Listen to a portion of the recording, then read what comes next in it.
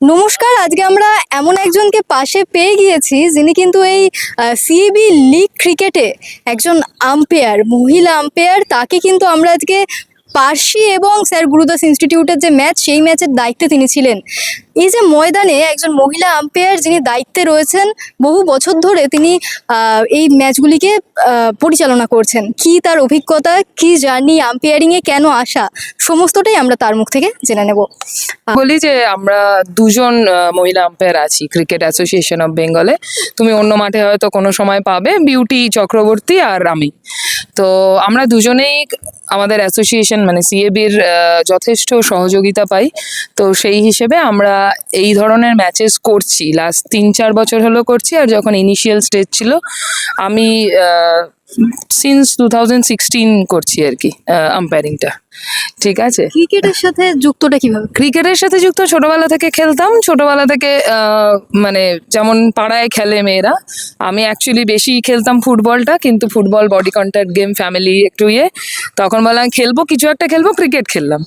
তো তারপরে ক্রিকেট খেলেই বেঙ্গলের মানে ডিস্ট্রিক্ট লেভেল বা খেলে আসা, তারপরে একটা ছোট্ট ইনজুরির জন্য তারপরে একটু আর্লি ছেড়ে দেওয়া। তো সেই সময় এক্সামের ছিল, এখানে চান্সেস ছিল, তো এক্সাম হয়।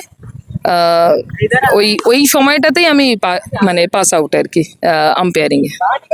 এক্সামটার সুযোগ হয়, তো তখন আমার গুরু মানে আমি যার কাছে খেলে বড় হয়েছি, ইন্ডিয়ান এক্স ক্রিকেটার আর কি, মিঠু মুখার্জি, পরিচিত নাম ময়দানে।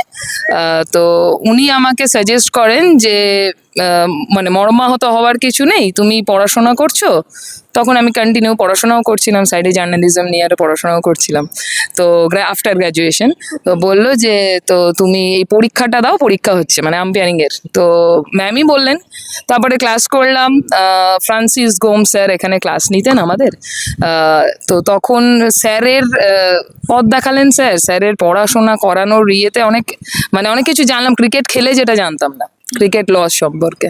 তো সেটা জেনেই মানে ইন্টারেস্ট পেলাম। তারপরে মনে হলো যে যে ধরনের ম্যাচেস সিএবি দিচ্ছে বা তো তাতে আমরা এগিয়ে যেতে পারি। এখন তো ক্রিকেট মানে আম্পায়ারিংটা প্রফেশন, মানে তোমরাও দেখছো, সবাই দেখছে যে মোটামুটি ফিমেল সেট আপ দিয়ে বিসিসিআই তারপরে প্রত্যেকে করাচ্ছে, মানে পুরো মানে আইসিসিও তো যে কোনো টুর্নামেন্টস উমেন সেট আপ দিয়ে করানো হচ্ছে। তো আশা করি আমাদের ভবিষ্যৎ প্রজন্ম আমাদের দুজনকে দেখেও হয়তো যে এই লাইনটাকে বেছে নেবে, সেটা আশা করি।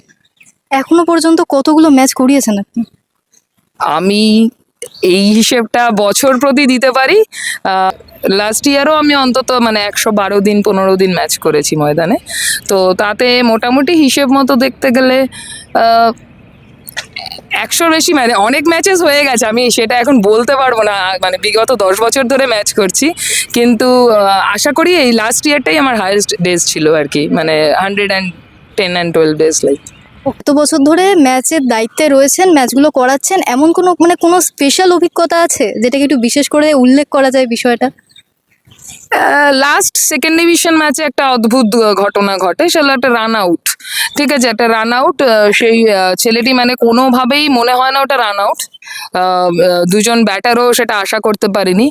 ছেলেটি হঠাৎ বলটাকে রিচ না করতে পারে কিক করে দেয়, তো কিক করে বলটা একদম উইকেটের বেল ছুঁয়ে চলে যায়। তো ওই ঘটনাটা আমাকে এই লাস্ট 10 ইয়ার্সে একটা অদ্ভুত জিনিস আমি দেখলাম, যে খুব ভালো বুদ্ধি কাজ করিয়ে জাস্ট লাইক গোল করার মতো ছেলেটা একটা রান আউট করে। তো ওটা একটা ভালো অভিজ্ঞতা। আর ছোটখাটো অভিজ্ঞতা তো থেকেই যায়, যেমন ধরো আমি বিপিএল ম্যাচেসও করেছি। তো আমরা লাস্ট 2 ইয়ার্স যেটা বেঙ্গল প্রো লিগও হচ্ছে, সেটা তো আমাদের ইন্ট্রোডিউস করা হয়েছে। সেটা একটা আমাদের কাছে খুব ভালো অভিজ্ঞতা, পুরো ব্যাপারটাই, বিকজ অফ ওটা একটা স্ট্যান্ডার্ড ম্যাচের মতো অভিজ্ঞতা, with live and everything is there. তো ওই ম্যাচটার অভিজ্ঞতাটা সম্পূর্ণ আলাদা, মানে ওইটা আবার ময়দানের সাথে ম্যাচ করা যায় মানে যাবে না, কিন্তু ওই এক্সপিরিয়েন্সটা আমাদের কাছে একটা খুব ভালো এক্সপিরিয়েন্স আমার কাছে। আপনার বাড়ি কোথায়? আমার বাড়ি দমদম এরিয়াতে। কে কে রয়েছেন? আমার বাড়িতে মা বাবা, যারা মানে যাদের আশীর্বাদেই এই জায়গাটা আর কি, মানে এই জায়গাটা তো মা বাবা ছাড়া মানে যদি সাপোর্ট না পাওয়া যায় তাহলে তো এটা করা খুব একটা ইজি নয়। তো সেই জায়গাটা মা বাবা সবসময় সাপোর্ট করে গেছে। আর ছাড়াও অনেক বন্ধু বান্ধব, মানে এক দুজন খুব বন্ধু বান্ধব আছেন যারা লাইক ফ্যামিলি, তারা সব সময় আমাকে মোটিভেট করে যে আমার লক্ষ্য, একটা বড় লক্ষ্য যদি একটা সেট করেছি আমি, যে যদি সেটাই মানে আম্পায়ারিং নিয়ে অবশ্যই সেটা যদি করতে পারি, তো সেটার জন্য যা যা সাপোর্ট দরকার এরাই করে আর কি, সবাই আছে। তখন মানে আম্পায়ারিং শুরু করেছিলেন, আপনার বয়স কত ছিল তখন তাও? এই আজ থেকে 10 বছর আগে মেবি ওই ওটাই ধরো ওরকমই হবে, 22, 23। আম্পায়ারিংটা যদি সাইডে সরিয়ে রাখি, আপনি একজন এক্স ক্রিকেট প্লেয়ার। যে মহিলা ক্রিকেটাররা রয়েছে, যদিও বা এখন অনেক উন্নতির দিকে যাচ্ছে মহিলা ক্রিকেটটা এবং ওভারঅল ক্রিকেটটা, কিন্তু যে মহিলা ক্রিকেটাররা রয়েছে যারা উঠে আসতে চাইছে এবং বিশেষ করে গ্রামের দিক থেকে, তাদের জন্য তো কঠিন। আপনি একজন ক্রিকেট প্লেয়ার হিসেবে কি উপদেশ দেবেন তাদের জন্য? তো উপদেশ বলতে কঠিন পথ, মানে আমাদের চোখের সামনে আমার অনেক দেখতে গেলে একটা সাইডে আমি কিছু কোচিংও করাই, মানে সাইডে, মানে ওটা মানে এমন নয় যে আমি জাস্ট গ্রেটফুল যেখান থেকে আমি উঠেছি খেলে, আমি যে পথটা দেখেছি তাদেরকে যদি কিছু কিছু সাহায্য করতে পারি, তো সেই হিসেবে এটাই হলো উপদেশ বলতে একটাই জিনিস, নিজের লক্ষ্যে স্থির থাকতে হবে।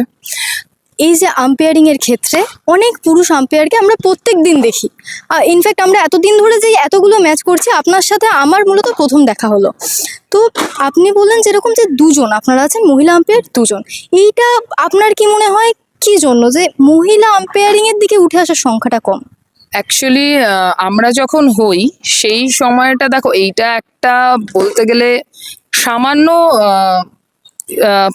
ইন্টারেস্টের ব্যাপার আছে, কারণ কি ক্রিকেটটা লস, একটা পড়াশোনা, ঠিক আছে, তো মেবি এটা একটা ইন্টারেস্টের ব্যাপার আছে। আর একটা হলো এখানে কিন্তু এরকম কোনো ব্যাপার নেই যে আমরা প্রচুর সাহায্য পাই আমাদের সহকর্মীদের থেকে, কোনোদিনে আমরা দুজন বলে এটা মানে বলতেই পারবো না যে আমরা দুজন বলে, আমাদের প্রত্যেকটা সহকর্মী মানে আমাদের কলিগসরা এবং আমাদের যারা পোস্টিং দেন বা আমাদের মাথার ওপরে আছেন প্রসেনজিৎ ব্যানার্জি আমাদের চেয়ারম্যান, তো প্রত্যেকে আমাদের ইকুয়ালি সাপোর্ট করেন। গ্রাউন্ডে কখন? অনেক ধন্যবাদ, এবং আমরা ইনসাইড ফোর্সের তরফ থেকে আশা করছি আপনি ভবিষ্যতে আরো উজ্জ্বল কিছু করবেন এবং এইভাবে ময়দানে ম্যাচ পরিচালনা। Thank you so much. Inside স্পোর্টসের এই উদ্যোগটাও খুবই সুন্দর উদ্যোগ, যে যেই হোক মানে সেকেন্ড ডিভিশন বা ফার্স্ট ডিভিশন, তারা ডিভিশন ম্যাচেস কভার হবে, তো এইরকম তো কোনোদিন খুব একটা হয়নি ময়দানে, তো আমি এবার রিসেন্টলি দেখেছিলাম। তো এই উদ্যোগটা খুব ভালো উদ্যোগ, কারণ কি এখন তো সোশ্যাল মিডিয়াতেই অনেক কিছু অনেকে জানতে পারে, মানে চিনতে পারে, তো সেই হিসেবে এই উদ্যোগটা ইনসাইড স্পোর্টসের খুব ভালো। তোমরা এই কাজ করে যাও, আরো এগিয়ে যাও। আর আমার অ্যাসোসিয়েশনকে সবসময় ধন্যবাদ যে তোমাদেরকে এইটা অ্যালাউ করার জন্য বা হেল্প করার জন্য। Thank you so much, thank you.